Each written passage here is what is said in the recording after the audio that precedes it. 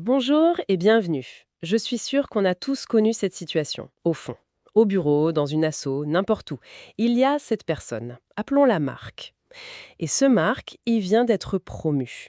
Il passe devant des collègues qui sont visiblement plus expérimentés, plus collaborateurs, et tout le monde est un peu surpris. Il est charismatique, c'est vrai, audacieux, avec une confiance en lui qui frôle l'arrogance. On se dit, il a un truc. Mais en même temps, il y a cette petite voix qui nous dit que quelque chose cloche, que les règles ne s'appliquent pas à lui comme aux autres. C'est ce paradoxe qu'on va explorer ensemble. Pourquoi est-ce qu'on a si souvent l'impression que les marques de ce monde, ceux qui jouent avec leurs propres règles, réussissent plus vite? On va plonger dans la psychologie de ce succès sans scrupules en s'appuyant sur les idées d'un article qui s'appelle The Psychology of Unscrupulous Success. L'objectif, c'est pas de juger, mais vraiment de démonter le moteur pour voir comment ça marche. Et c'est la bonne approche, parce que la psychologie, elle cherchait pas les méchants. Ce serait beaucoup trop simple. Non, elle identifie plutôt des schémas de personnalité, des traits bien spécifiques qui, dans certains contextes, deviennent des atouts redoutables. Le plus fascinant, c'est pas tant que ces personnalités existent, mais c'est de voir comment certains de nos systèmes, nos entreprises par exemple, sont devenus sans le vouloir des incubateurs parfaits pour elles. On va donc regarder ça de plus près. Ces traits, comment ils se transforment en avantages, et surtout, quel est le terreau qui les fait grandir. Parfait. Alors, pour comprendre notre marque, il faut commencer par regarder sous le capot. De quel trait psychologique on parle exactement? Parce que sans scrupule, c'est pas un diagnostic, j'imagine. Non, pas du tout. Derrière ça, il y a un concept bien connu des chercheurs, la triade noire de la personnalité. C'est un cocktail de 3 traits. Le premier, le plus visible, c'est le narcissisme. Et là, on ne parle pas juste d'avoir confiance en soi. C'est un sentiment profond de supériorité, un besoin mais insatiable d'être admiré, et en face, un manque quasi total d'empathie. Ils sont le centre de leur univers. Ah oui, on voit très bien le tableau. C'est cette assurance presque magnétique en réunion, cette façon de présenter la moindre idée comme si c'était une révélation. Au début, c'est vrai que ça impressionne, hein. Et le deuxième ingrédient du cocktail? C'est le machiavélisme. Là, on est dans la pure stratégie. C'est une vision du monde très cynique où les autres sont pas des collègues, ce sont des instruments. Des instruments au service de ses propres ambitions. La morale, elle est flexible, la manipulation est un outil, et la fin, son succès, justifie absolument tout. C'est un peu House of Cards au quotidien, quoi. L'échiquier humain. Et le troisième, la psychopathie, le mot fait un peu peur, hein. On n'est pas en train de dire que tous les managers ambitieux sont des psychopathes de cinéma quand même, hein. C'est capital ici. On parle de psychopathie à un niveau subclinique. C'est pas le tueur en série des films, c'est un trait qui se manifeste par une forte impulsivité et surtout une incapacité à ressentir du remords ou de l'anxiété comme la plupart des gens.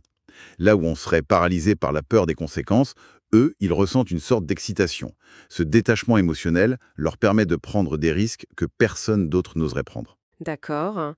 Triade noire, narcissisme, machiavélisme, psychopathie subclinique. Le portrait robot de notre marque est de plus en plus clair. Parlons de l'autre mot de l'équation. Succès. Quand on dit qu'il a du succès, de quoi on parle? J'ai du mal à imaginer quelqu'un d'heureux et d'épanoui personnellement. C'est une excellente question. Et tout est là. Le succès dont on parle, c'est un succès de façade. C'est ce qui est quantifiable, visible de l'extérieur. La promotion, l'augmentation, le titre sur la carte de visite, le pouvoir. Ce sont des marqueurs de réussite que notre société valorise énormément. Mais les recherches sont très claires là-dessus. Ce type de succès est rarement, voire jamais, corrélé à un bien-être intérieur ou à des relations saines. C'est une victoire sur le papier, pas dans la vie. Le cadre est posé. Alors allons au cœur du problème. Comment ce cocktail, qui a l'air si antisocial, peut se transformer en carburant pour une fusée professionnelle? Concrètement, comment ça marche? C'est là que notre propre psychologie nous tend un piège. Prenez le narcissisme de Marc. Il arrive en entretien d'embauche, sa confiance en lui est si totale, si dénuée de doute que notre cerveau prend un raccourci. On a une tendance naturelle à confondre la confiance et la compétence. On se dit « Ah oui, quelqu'un d'aussi assuré doit savoir de quoi il parle ». Ah oui, c'est un biais très puissant. L'emballage est tellement convaincant qu'on ne pense même pas à vérifier ce qu'il y a dedans. Et pour les deux autres traits, le machiavélisme et la psychopathie. Comment ça aide à grimper? Ça leur donne un avantage que je qualifierais de chirurgical, la capacité à prendre des décisions sans être pollué par l'émotion. Imaginez une restructuration avec des licenciements. Une personne empathique va souffrir. Hésiter, ça va la ralentir. Une personnalité de la triade noire, elle, voit ça comme un problème mathématique à résoudre. Les émotions, c'est du bruit. Et dans une culture d'entreprise obsédée par la performance, cette froideur, Elle est vue comme de la force. de la lucidité, Exactement. c'est perçu comme de l'efficacité pure. Ce que vous décrivez, c'est une sorte de stratégie de blitzkrieg professionnel. C'est rapide, c'est efficace, mais ça laisse un champ de ruines humaines derrière soi. On peut vraiment construire une carrière sur des ruines. À court terme, oui, totalement. Le machiavélisme fournit le plan de bataille. S'attribuer le mérite du travail d'un autre, lancer une rumeur sur un rival, former une alliance de circonstances et la trahir dès qu'elle est plus utile, pour eux, c'est pas personnel. C'est le jeu. Ils ne perdent ni temps ni énergie en scrupules. Et la prise de risque, qui vient de la psychopathie subclinique. Ça, j'imagine que c'est un pari qui peut rapporter très gros. Précisément. Là où la plupart des gens voient 90% de risque d'échec, eux, ils voient les 10% de gains. Ils vont donc lancer des projets que personne n'ose toucher. La plupart du temps, ça échoue, mais ils sont très forts pour présenter ces échecs non pas comme des erreurs, mais comme des apprentissages audacieux. Et la seule fois où ça marche, le gain est si énorme que tout le monde oublie les 9 échecs d'avant. Et là, ils sont vus comme des visionnaires. C'est un tableau assez glaçant, mais on voit la logique, c'est implacable. Mais il y a une question qui me brûle les lèvres. Pourquoi ça passe? Comment ça se fait que les organisations, les équipes ne voient pas le manège et ne disent pas stop? On pourrait penser que ces comportements sont si toxiques qu'ils seraient éjectés du système, non? C'est parce qu'on se trompe souvent de coupable. On se focalise sur Marc, l'individu, alors que le vrai sujet, c'est le système dans lequel il évolue. Marc ne gagne pas malgré le système. Il gagne grâce au système. Nos entreprises modernes ont souvent créé, sans le vouloir, le biotope parfait pour ces personnalités. Comment ça? Quel type de culture d'entreprise devient un incubateur à marque? La plus courante, c'est la culture du résultat à tout prix. Quand une boîte est pilotée uniquement par des chiffres, des KPI, le comment on atteint ces chiffres devient complètement secondaire. Si on vous évalue uniquement sur votre chiffre d'affaires, peu importe si vous l'avez fait en épuisant votre équipe ou en mentant aux clients. Tant que le chiffre est vert, le système vous valide. C'est l'affaire Wells Fargo à grande échelle. Des millions de faux comptes ouverts pour atteindre des objectifs irréalistes. La direction ne regardait que les chiffres. C'est l'exemple parfait. Le système était aveugle méthode. Un autre terreau très fertile, c'est le chaos. Les périodes de fusion, de restructuration, de crise. Les règles sont floues, tout le monde est anxieux, c'est le paradis des manipulateurs. Pendant que les autres sont désorientés, eux, ils voient des opportunités et ils avancent leurs pions. Et il y a aussi, je pense, le problème de ce qu'on mesure. Ou plutôt, de ce qu'on ne mesure pas. C'est facile de mettre un bonus sur un contrat. C'est beaucoup plus dur de récompenser la personne qui maintient la cohésion de l'équipe.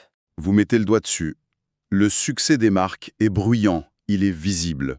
Le succès des collaborateurs, des team players, il est souvent silencieux. Et nos systèmes de récompense sont presque toujours biaisés en faveur du spectaculaire, de l'immédiat. On applaudit le buteur, on oublie le défenseur qui a sauvé le match. D'accord, donc ces individus sont les produits d'un système qui les propulse au sommet. Mais cette ascension, est-ce qu'elle peut vraiment durer? À un moment, la gravité ne finit pas par les rattraper. J'ai du mal à croire que ce soit gagnant sur le long terme. C'est le point crucial. Et la réponse, c'est généralement non. Ce n'est pas durable. Le talon d'Achille de cette stratégie, c'est qu'elle consomme le capital humain et social. La première chose qui s'use, ce sont les relations. On ne peut pas manipuler ses collègues indéfiniment. Ils finissent par s'en rendre compte. Et là, ils se construisent une réputation de personnes toxiques, pas fiables. La confiance, une fois que c'est brisé, c'est quasiment impossible à réparer. Ils ont une sorte de date de péremption sociale. Efficace pour un sprint, mais totalement inadaptée pour le marathon d'une carrière. C'est une excellente image. Et cette réputation finit par les précéder. Aujourd'hui, avec les réseaux, les informations circulent. Un manager qui veut recruter, il va prendre des références. Quand plusieurs personnes décrivent un candidat comme brillant mais manipulateur, les portes commencent à se fermer. Mais attendez, certains semblent pourtant rester au sommet très très longtemps. Le retour de bâton, il est systématique. Peut toujours de façon visible pour l'individu, non. Mais l'impact le plus dévastateur, il est pour l'organisation. Un leader comme ça peut booster les résultats pendant 1 an ou 2, mais le coût caché est astronomique. Il va provoquer un turnover massif, il va détruire la sécurité psychologique, qui est nécessaire à l'innovation, il va remplacer la collaboration par une compétition interne malsaine. L'entreprise qui a promu Marc gagne peut-être une bataille, mais elle est en train de perdre la guerre des talents. Et le temps de réparer les dégâts est bien plus long que son passage. Et il y a un dernier piège, plus personnel, le plafond de compétences. Le narcissisme, en particulier, ça rend presque imperméable à la critique constructive. Si vous êtes persuadé d'être génial, pourquoi écouter les retours négatifs? Or, sans feedback, on ne progresse pas. Ils finissent par stagner, bloqués par leur incapacité à se remettre en question. En somme, si on regarde le tableau complet, la leçon, ce n'est peut-être pas de devenir plus cynique nous-mêmes. C'est plutôt d'apprendre à lire entre les lignes. C'est exactement ça.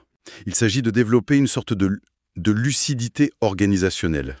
De comprendre que derrière un succès éclatant se cache parfois un coût énorme.